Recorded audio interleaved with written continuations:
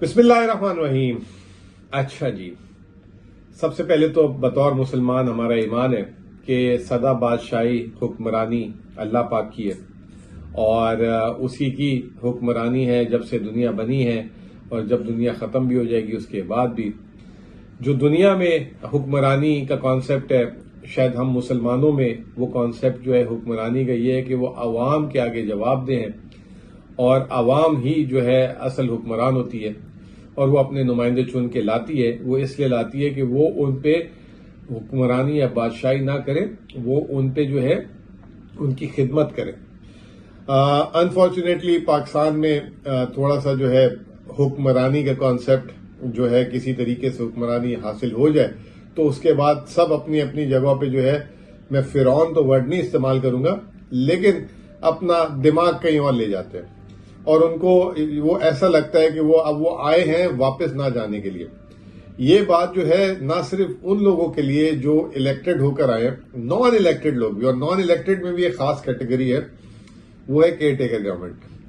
तो माजी में भी हमने देखा कि केयर टेकर्स जब आते हैं वो उनका काम होता है इलेक्शंस कराना, लेकिन वो उनकी चाल ढाल ही चेंज हो जाती है। केयर टेकर से एक दिन पहले तक चाय के ढाबे में बैठे हुए उनको कोई पूछता नहीं है और बाद में वो ऐसे प्रोटोकॉल और ऐसी चीजों से उनका जो है मतलब वो दिमाग इतना हाई चला जाता है कि वो किसी को कोई इंसान ही नहीं समझता।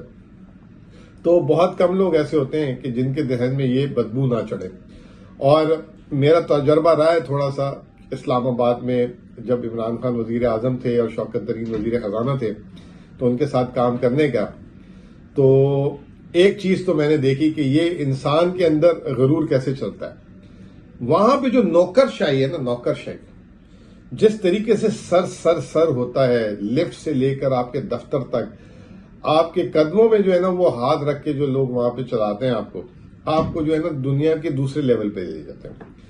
तो मैं तो हमेशा से एक बात कहता हूं, आई मे बी रॉन्ग, लेकिन मैं कहता हूं कि पाकिस्तान के असल हुक्मरान जो है, जो इस्लामाबाद के ऐवानों में जो हुक्मरान आते हैं वो नहीं है, जो वहां के दफ्तरों में बैठे हैं वो है, क्योंकि वो वहीं बैठे रहते हैं और लोग जो है चेंज होते रहते हैं। छोटी सी मिसाल ले लें, 2017 से लेकर 2024 तक पाकिस्तान में कितने वजीर आजम आए? नवाज शरीफ, शाहिद खाकान अब्बासी, फिर उसके बाद केयर टेकर वजीर आजम आए 2018 में, फिर खान साहब आए, फिर शहबाज शरीफ आए और फिर अब काकड़ साहब आए। तो 6 सालों में 6 वजीर आजम आए। इसी तरीके से आप वजीर खजाना गिन लें, इसहाक डार, मिफ्ता इस्माइल, फिर वो केयर टेकर वजीर खजाना शमशाद अख्तर आई थी, फिर उसके बाद जो है असद उमर आए, फिर आए हफीज शेख, फिर आए हम्माद अजहर, फिर आए शौकत तरीन, फिर आए जो है मिफ्ता इस्माइल, फिर आए इसहाक डार, अब फिर आए शमशाद अख्तर साहिबा। तो तकरीबन 6 सालों में 10 वजीर खजाना आए। और ये इनमें से आखिरी 6 वजीर खजाना तो ऐसे हैं कि वो चेंज हुए, बाकी उस दफ्तर में जितने भी सेक्रेटरीज, ब्यूरोक्रेट, सेक्रेटरी चेंज होते रहे, लेकिन जो उनके नीचे एडिशनल सेक्रेटरीज वगैरह वो तमाम वही रहे। तो कहने का मतलब ये है कि ये तो आना जाना लगा हुआ है। और आज की जो हमारा टॉपिक भी है वो यही है कि अलविदा अलविदा अलविदा केयर टेकर गवर्नमेंट। अच्छा, मैं कोई तंजिया बात नहीं कर रहा, ये मेरी कोई वीडियो में तंज नहीं है बाय द वे। मैं जरा सा ऑन लाइटर नोट इस बात को करना चाह रहा हूं आप लोगों से कि ताकि समझ आए लोगों को कि ये जो है ना, ये इस चीज की जो गर्म सीट की जो गर्मी है ना, ये वक्ती है। और जैसे ही वो नीचे से निकलती है ना, अगर उसकी गलत आदत लग जाए तो इंसान के लिए मुश्किल हो जाता है जीना, बाकी आम जिंदगी में जाना। अभी मैं देख रहा हूं ना इलेक्शन में हाल, जो इस वक्त पीडीएम के लोगों का, नवाज शरीफ वाली की पार्टी के लोगों का बेताबी, पीपल्स पार्टी वाले के लोगों का बेताबी। तो ये लोगों के अंदर जो बेताबी, जो इसका नशा है ना, ये कोई कौम की खिदमत, मैं समझता हूं कि पता नहीं 5% हो जाए तो बड़ी बात है। 95% उसकी सीट की गर्मी है, इसका नशा है, इसका पावर का खुमार है। ये चाहिए सबको, और उसके लिए फिर जायज ना जायज सारी चीजें, अपनी आखिरत भी खराब कर रहे हैं बहुत सारे लोग। तो अल्लाह ताला जो है इस चीज से बचाए। तो वापस आते हैं हमारे केयर टेकर हुकूमत पे। इनके ना तीन बेसिकली काम होने चाहिए थे। एक इनकी जो इनके 6 माह में इनकी क्या, वैसे तो 3 माह के लिए आए थे, 6 माह मिल गए, मतलब डबल। और अभी भी इरादा बहुत सारे लोग कहते हैं कि इनका नहीं है जाने का, था या दिल नहीं चाह रहा जाने का। तो 6 माह, और वो जो पंजाब और केपी में तो माशाल्लाह सालगिरह हो गई आज उनकी। 3 माह के लिए आए थे, सालगिरह। और अब तो वो सुनने में आ रहा है कि हो गया है शायद ये, कि वो वजीर आला जो पंजाब नकवी साहब थे ना, उन्होंने अपनी अगली नौकरी भी पक्की कर ली है कि यहां से जा रहे हैं, तो उनका दिल ही नहीं चाह रहा। अब वो जो है क्रिकेट बोर्ड के चीफ, पैटर्न इन चीफ बन गए, चेयरमैन बन गए। अब ना जाने उनके पास क्या क्रिकेट का तजर्बा है, क्या गिद्दड़ सिंगी है कि उनको अब क्रिकेट बोर्ड का चेयरमैन बना दिया गया। तो बहरहाल अब 3 चीजें होती हैं 6 महीने में, मईशत कहां ली, कहां देके जा रहे हैं, फॉरेन पॉलिसी, और तीसरा जो है जो इनका असल काम था इलेक्शन कराना, वैसे तो ईसीपी का होता है, उसकी मदद करना, फैसिलिटेट करना। वैसे to be fair on caretaker government, caretaker की कारकर्दगी अगर मैं आप मुझसे पूछें पीडीएम या केयर टेकर दोनों में से बेहतर कौन है, तो मैं कहूंगा कि केयर टेकर बहुत बेहतर है। एक तो यह कि लो प्रोफाइल रही, जो वजीर खजाना थी ना वो लो प्रोफाइल रही। उन्होंने आके अल्हम्दुलिल्लाह इसाक डार की तरह अल्हम्दुलिल्लाह माशाल्लाह काम अपना खुद किया, ना भी हो तो वो उसके क्रेडिट लेने के लिए उतर जाते थे, ठीक है ना। और वो तो माशाल्लाह इस केयर टेकर गवर्नमेंट में अगर कुछ 2-4 चीजें सही, उसका क्रेडिट भी खुद कह रहे हैं कि मैंने किया ये, तो अल्हम्दुलिल्लाह वो तो पता नहीं अगर 1947 में वजीर खजाना होते तो वो कहते हैं पाकिस्तान भी उन्होंने बनाया।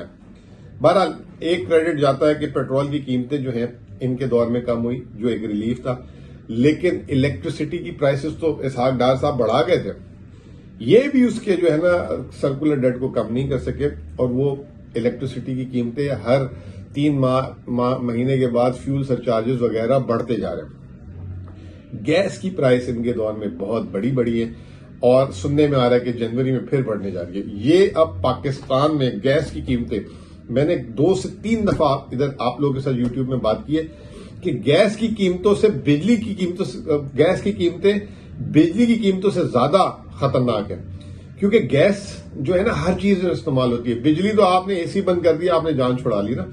घर में 4 बल्ब थे, 1 बल्ब में बैठ गए, पंखा जो है एक जगह सबको बिठा लिया, टीवी 4 की जगह 1 चला लिया।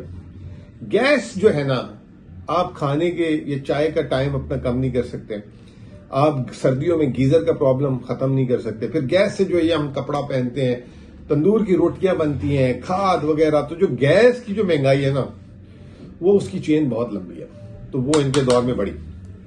आगे चले, महंगाई में ये नीचे करने में नाकाम रहे। तवक्को की जा रही थी कि महंगाई कम कर लेंगे, और 24-25% तक गई भी थी, अब 31% में आ गई। और ये आखिरी हफ्ता गुजरा है, इसमें सेंसिटिव प्राइस इंडेक्स 45% हो गया। रुपया स्टेबल रखा है, इसका क्रेडिट देना पड़ेगा। शुरू में आके फंस गए थे, फिर SIFC को भी इसमें बहुत ज्यादा क्रेडिट जाता है कि SIFC ने काफी मदद की, और जो है कुछ स्टेप्स लिए गए जिसमें हमारी सिक्योरिटी फोर्सेस की भी इन्वॉल्वमेंट थी। और वो एक अल्फाज यूज होता है कि डंडा चला, और उस डंडे से कम से कम रुपए की स्पेकुलेशन खत्म हो गई, रुपया स्टेबल हो गया। अब आगे रुपये का मुस्तकबिल क्या है कि एक अलग चीज है, ठीक है ना, लेकिन स्टेबल हो गया, जिसकी वजह से मार्केटों में जो है ना तूफान जो रुपए की वजह से आ रहा था वो कम हो गया। फिर जो है एक्सचेंज रेट स्टेबल रहा, इंटरेस्ट रेट्स जो है वो भी बढ़े नहीं न घटे, तो इंटरेस्ट रेट्स भी स्टेबल, बल्कि मार्केट में नीचे आ गए। स्टॉक मार्केट ने छक्के लगा दिए, 45,000 से जो है 46,000 हुई। उसकी वजह पहले IMF प्रोग्राम था, फिर SIFC था, फिर ये रिव्यूज आ गए, फिर इलेक्शन की डेट्स अनाउंस होने के बाद एक ट्रिगर लगा, फिर ये बिजली गैस की कीमतें बढ़ाना एक बहुत बड़ा, जैसे कहते उसने रोल अदा किया। पाकिस्तान के जो आलमी बॉन्ड है, यूरो बॉन्ड, वो इसहाक डार और मिफ्ताह इस्माइल के दौर में 100% डिस्काउंट पे चले गए थे, उससे भी ज्यादा उसकी वापसी हुई है।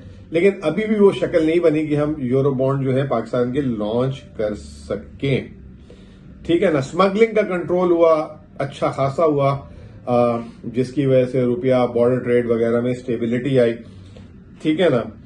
और एक और चीज जो मैंने देखी कि इस हुकूमत ने, जो केयरटेकर हुकूमत थी, इनकी फैसला साजी बड़ी एफिशिएंट थी, मतलब टाइम नहीं ले रहे थे, दिन रात काम कर रहे थे, डिसीजन मेकिंग हो रही थी।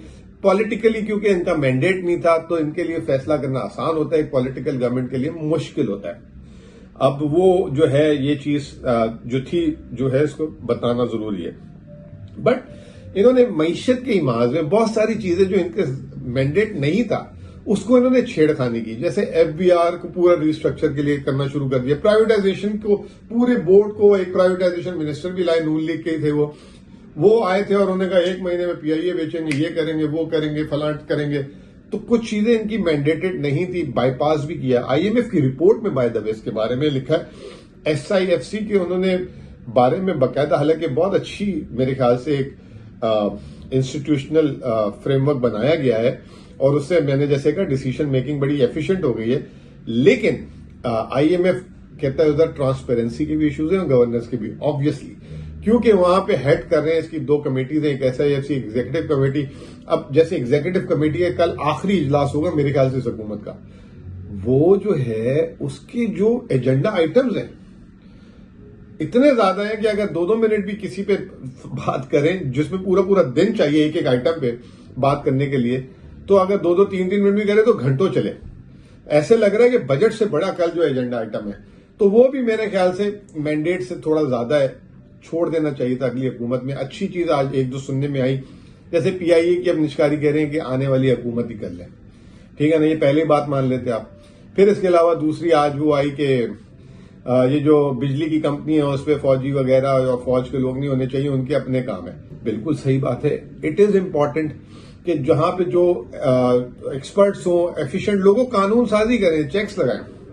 तो बहरहाल ये जा रहे हैं। तो इसके अलावा पावर सेक्टर में भी बहुत कुछ इन्होंने किया 19-20 की। अब देखना यह कि जो नई इलेक्टेड गवर्नमेंट आएगी वो कितनी चीजें जो है जो ये कर रहे थे उसकी कंटिन्यूटी करती है, नहीं करती। यही प्रॉब्लम है पाकिस्तान का, पॉलिसी इनकंसिस्टेंसी रहती है। तो फिर जो है ये तमाम चीजों के बाद आखिरी में जो है मैं बताना चाहूंगा एक चीज और, कि आज हमारे नून लीग वाले बड़े खुश थे वो एक ब्लूमबर्ग का एक आर्टिकल, उसकी हेडलाइन मिल गई। अच्छा, वो जिसकी सब्सक्रिप्शन होती है उनके पास आर्टिकल है, उसमें एक हेडलाइन थी कि नवाज शरीफ की 30 सालों में सबसे बेहतरीन हुकूमत है। अब मैं भी हैरान यार, 20 साल से तो हम भी मईशत कवर कर रहे हैं और हमने भी मतलब डेटा हाथ में, और ये कोई दोपहर का अखबार तो था नहीं, ब्लूमबर्ग ने खबर की है तो बड़ा इंटरेस्ट जागा कि पढ़े इसको। तो पहले उन्होंने कहा कि जी 1990 से लेकर 2020 तक 3 हुकूमतें, वैसे तो उसमें 1/3 जो है मुशर्रफ साहब की हुकूमत थी, उसका कोई मुकाबला ही नहीं है, किसी से कोई मुकाबला ही नहीं है, वो इतनी अच्छी माशी तौर पर हुकूमत थी। उसमें उन्होंने कहा कि ये जो 1990 से जो हुकूमतें थी उनका हमने एक मिजरी इंडेक्स बनाया। मिजरी इंडेक्स का उन्होंने क्या मतलब, 2 इसमें ले ली चीजें, एक महंगाई, एक बेरोजगारी, उन दोनों को मिलाकर एक उन्होंने इशारिया बनाया और उसमें देखा कि सबसे बेहतरीन हुकूमत किसकी रही। उसमें जो है नून लीग को 14 पॉइंट मिले, 14.5, पीटीआई को 16.1 और पीपल्स पार्टी को 17.2। पहले तो इस रेस में पीटीआई को शामिल ही नहीं होना चाहिए, पीटीआई की तो एक हुकूमत थी, इन दोनों की 4-4 थी, इन दोनों का मवाजना कर देते। दूसरा, पाकिस्तान में अनएम्प्लॉयमेंट का रेट से बेहुदा नंबर कोई नहीं है। आज तक पाकिस्तान में प्रॉपर लेबर सर्वे नहीं हुआ, वो जिसका जो दिल चाहता है वो डाल देता है। आपको पता है इस वक्त पाकिस्तान में बेरोजगारी, कल हफीज शेख ने क्या कहा, पीडीएम की हुकूमत में पाकिस्तान में बेरोजगारी की शरह 6.5% से 10.5% हो गई। ये नून लीग थी, ये इन्होंने तारीख का रिकॉर्ड तोड़ दिया। हफीज पाशा कह रहे हैं 70 लाख लोग बेरोजगार है और 1.5 करोड़ लोग जो है वो सतह गुर्बत के नीचे चले। ये नून लीग, अच्छा उस पर ये धमाल डाल रहे हैं, बल्ले बल्ले बल्ले बल्ले बल्ले बल्ले कर रहे। अब इनको पता ही नहीं है और कह रहे हैं कि जी उन्होंने बोला कि हमारे दौर में मईशत का पैमाना क्या होता है। मईशत का पैमाना होता है कि आपका शरह नमू क्या है, आपकी एक्सपोर्ट्स क्या है, आपकी पर कैपिटा इनकम क्या है, आपके कर्जा जात कहां जा रहे हैं। वो मिजरी इंडेक्स को लेकर तो है ना भाई, ये इसीलिए तो ये पाकिस्तान का हाल हुआ है। 4 दफा इनको हुकूमत मिली है, 4 दफा दूसरों को मिली है। आज ये हमारा जो हशर, हम जो सर पीट रहे हैं वो इन्हीं की हरकतों की वजह से तो पीट रहे हैं। तो बहरहाल उसमें उन्होंने ये भी बोला कि इमरान खान इस वक्त सबसे ज्यादा पॉपुलर है और फिर ये बोला कि जो मुल्क में हालात इलेक्शन के हैं, ये है वो है। तो बहरहाल उस रिपोर्ट को जो है ना मेरे ख्याल से कोई सिफारिश करा के किसी को बोला होगा कि भाई हेडलाइन हमारी लगा दो, क्योंकि इकोनॉमिस्ट ने बड़ा धूम मचाया हुआ था एक आर्टिकल में। तो ये उसकी हकीकत थी। तो बहुत बहुत शुक्रिया। अब आप देखते हैं कि इलेक्शंस कैसे होते हैं और उसमें हुकूमत कौन बनाता है।